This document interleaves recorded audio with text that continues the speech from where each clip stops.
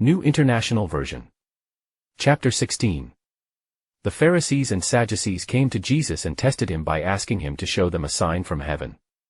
He replied, "When evening comes, you say, 'It will be fair weather, for the sky is red,' and in the morning, 'Today it will be stormy, for the sky is red and overcast.' You know how to interpret the appearance of the sky, but you cannot interpret the signs of the times. A wicked and adulterous generation looks for a sign, but none will be given it except the sign of Jonah." Jesus then left them and went away. When they went across the lake, the disciples forgot to take bread. "Be careful," Jesus said to them. "Be on your guard against the yeast of the Pharisees and Sadducees." They discussed this among themselves and said, "It is because we didn't bring any bread." Aware of their discussion, Jesus asked, "You of little faith, why are you talking among yourselves about having no bread? Do you still not understand? Don't you remember the 5 loaves for the 5,000, and how many basketfuls you gathered? Or the 7 loaves for the 4,000, and how many basketfuls you gathered? How is it you don't understand that I was not talking to you about bread? But be on your guard against the yeast of the Pharisees and Sadducees."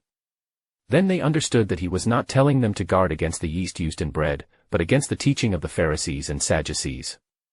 When Jesus came to the region of Caesarea Philippi, he asked his disciples, "Who do people say the Son of Man is?" They replied, "Some say John the Baptist, others say Elijah, and still others, Jeremiah or one of the prophets." "But what about you?" he asked. "Who do you say I am?" Simon Peter answered, "You are the Messiah, the Son of the living God." Jesus replied, "Blessed are you, Simon son of Jonah, for this was not revealed to you by flesh and blood, but by my Father in heaven. And I tell you that you are Peter, and on this rock I will build my church, and the gates of Hades will not overcome it. I will give you the keys of the kingdom of heaven. Whatever you bind on earth will be bound in heaven, and whatever you loose on earth will be loosed in heaven." Then he ordered his disciples not to tell anyone that he was the Messiah. From that time on, Jesus began to explain to his disciples that he must go to Jerusalem and suffer many things at the hands of the elders, the chief priests, and the teachers of the law, and that he must be killed and on the 3rd day be raised to life. Peter took him aside and began to rebuke him. "Never, Lord," he said. "This shall never happen to you." Jesus turned and said to Peter, "Get behind me, Satan. You are a stumbling block to me. You do not have in mind the concerns of God, but merely human concerns." Then Jesus said to his disciples, "Whoever wants to be my disciple must deny themselves and take up their cross and follow me. For whoever wants to save their life will lose it, but whoever loses their life for me will find it.